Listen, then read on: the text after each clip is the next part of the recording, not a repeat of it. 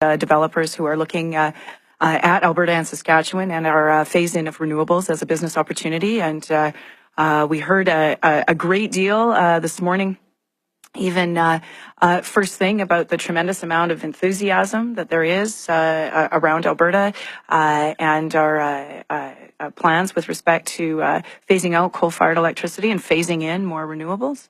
We heard this morning it was something in the neighborhood of between $30 and $50 billion of investment opportunities between Alberta and Saskatchewan over the next 15 years, which is significant. So it was a great crowd, and it was a great way to start the day. Well, and I mean, that's a big question that we're facing going forward, is that you've detailed the plan to phase out coal, what kind of a timeline we're on, what sort of costs are involved, and where these renewables are going to come from. Well, in the fall, after a great deal of consultation on this matter, really showed us that 30% of our electricity as renewables was entirely achievable as we phase out coal-fired electricity. The coal-fired phase-out is happening regardless, has been happening since 2012. And so, from our perspective, we were looking at what to do with those plants that were still left on Alberta's grid post-2030. And we elected to bring that phase-out timeline a little bit forward and have that phase-out by 2030. That's consistent with what's happening in other places across North America and around the world, in the industrialized world, where these are some of the cheapest, easiest greenhouse gas reductions, is through phasing out of coal-fired electricity. The other added benefit of it is it cleans up your air very, very quickly, and you see a drop in asthma, smog, all of those things.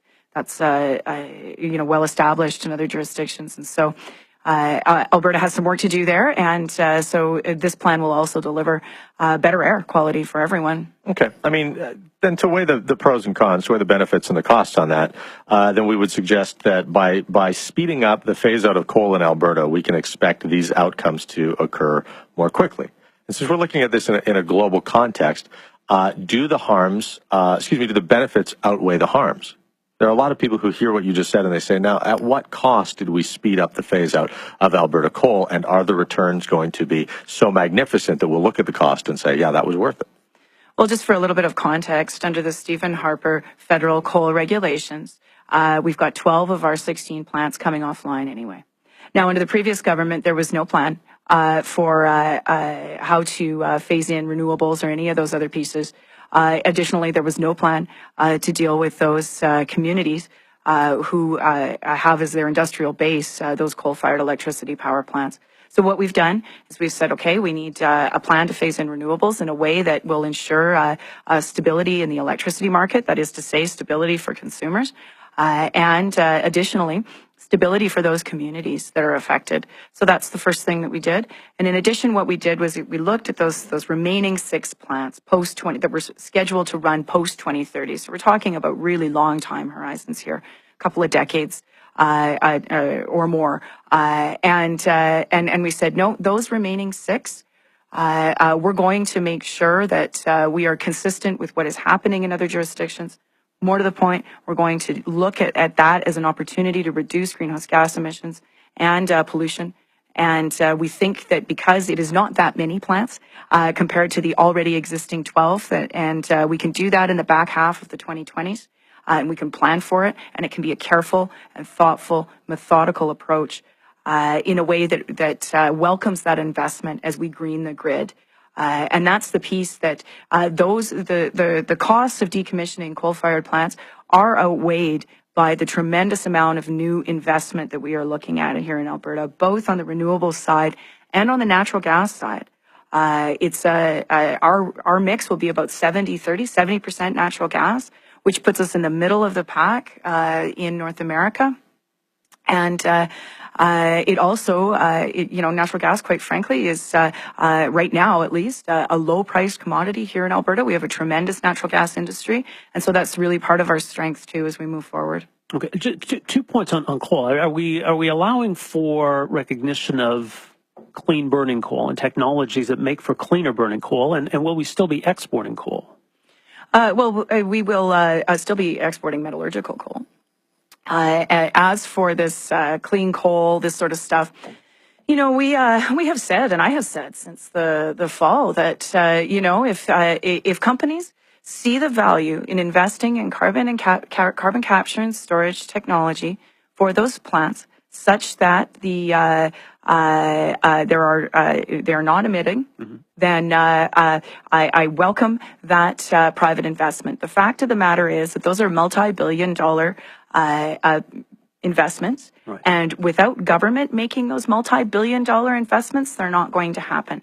What we have said is that we would rather move along with the rest of the global economy, because remember, you cannot read a newspaper these days without seeing another big financial house that has said, no, we're not investing in coal anymore. Okay, Right, so finding that financing is really tough. Now, if they want to find it, that's great. That's how the free market works. Well, hang on. Is that because of coal, or is that because of governments? It's because that is seen increasingly as a way to generate electricity that has higher costs, Okay, but, because they're externalizing the environmental costs. Right, but asked differently, if I saw legislation that was phasing out coal by 2030, no financial institution would back an investment in a coal plant. But if you didn't see that sort of legislation, then financiers might say, yeah, that makes a lot of sense for us. This is still a way that people are going to power their homes.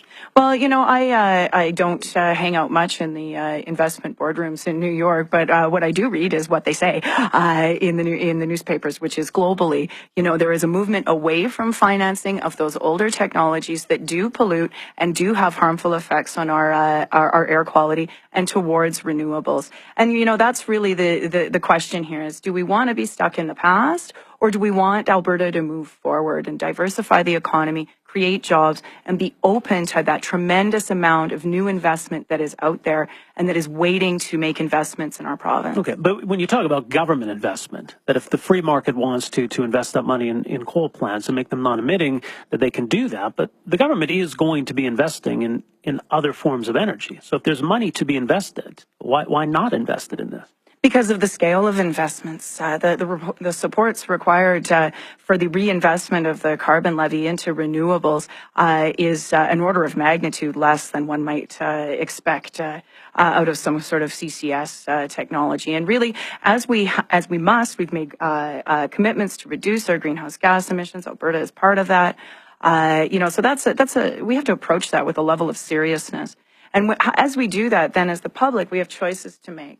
And we can invest in things that are terrifically expensive, as the previous government did. They spent $2.3 billion on carbon capture and storage that achieved 1 megaton of reduction. Okay, but how much... we can look at ways to support competitive procurement of renewables over time to replace some of that retiring coal fleet and the natural gas. What's that going to cost? What's that going to cost government? We are actually examining those pieces right now, and that's part of the consultation that we just did with industry, and that the recommendations that the electricity system operator is making to us. We'll have more to say about it in and around Q3. In the budget papers, of course, there was for this year for innovation and technology, for investments in bioenergy in partnership with our forestry and agricultural sectors, and for renewables, we've got $175 million set aside for those three initiatives. All three of those are under review right now in terms of the precise allocations, and we'll have more to say about it by fall. All right. We're going to take a short pause here, Minister, if you don't mind standing by, please. We're joined in studio by Minister of the Environment, Shannon Phillips. You're listening to Kincaid and Breckenridge on News Talk 770.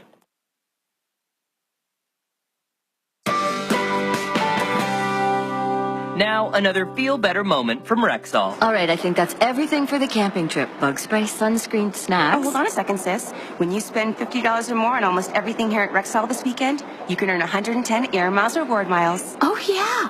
I think I did forget a few things on our list. The cosmetics counter's calling. Offer available this Friday to Sunday. Visit Rexall.ca for full details. Rexall, feel better, Canada. When people have knee problems, the first thing they want to know is, what's wrong?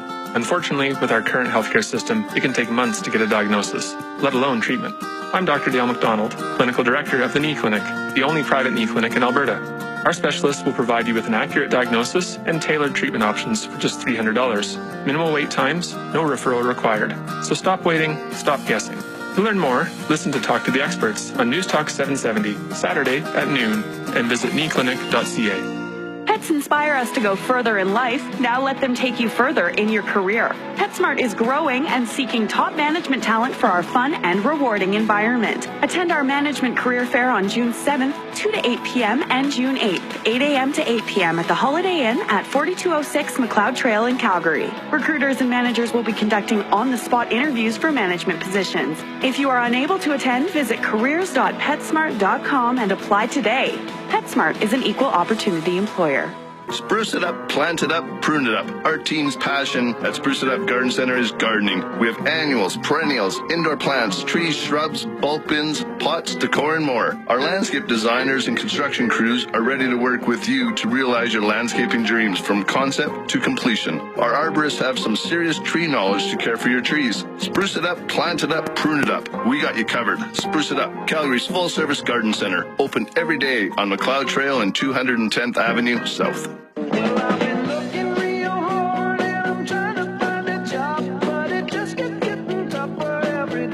And welcome back. I'm Roger. That's Rob. We're joined in studio by the Minister of the Environment, Shannon Phillips. Shannon, thank you very much for being here. Thank you. Well, let's talk about, we recently saw the legislation now that's going to implement the carbon pricing levy tax plan. What do you prefer to call it? We call it a carbon levy because that's how it is referred to in the legislation. Okay. But is it wrong to call it a tax? It's not necessarily wrong. People can do whatever they want. But in terms of its governance and how we have to, we are directing its revenues, it's referred to as a levy in the Act. Okay, that's the question, though, is how are you directing the revenues? Sure. Because we are to understand that certain Albertans, based on income, not based on consumption, will get rebates. And so the natural questions that follow are, one, what will be done with the rest of the money? How will it be invested? So why don't you start with that one, and then we'll get to the next one. Sure. Well, the rebates are, you get your rebate based on an average use, right? So if you're a middle-income person who gets the rebate, then that rebate reflects what Albertans use as an average. So if you use less than that, you'll end up with more of that money in your pocket. So that's how we calculate the rebate, just to sort of clarify that piece. But the carbon levy that is paid on 4 cents a liter on gasoline and on natural gas as well will be reinvested directly back into the economy. So, for example, into energy efficiency programs. Alberta is the only jurisdiction in North America without any